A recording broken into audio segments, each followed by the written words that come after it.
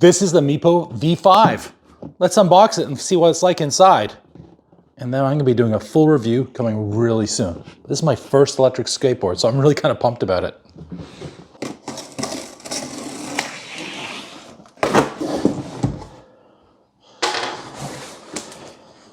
Here it is, nicely wrapped up.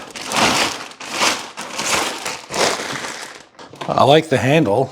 And underneath, this little box. One user manual, warning labels, one remote control, one little Meepo charging brick, and it says 1.5 amps max for charging. The USB-A to USB-C cord.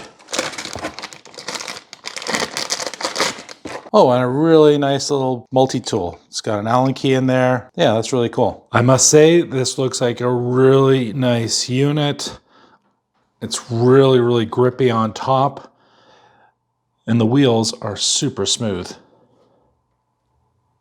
The undercarriage looks really nice and clean. Super easy power button to turn on. At the very front, we've got a charging port, super easy to get to. The controller is really nice, comfortable in the hand, and comes with a wrist strap. There are 4 different drive modes. This is the slowest one. Press the button again, and I'm gonna be able to go into drive mode 2, drive mode 3,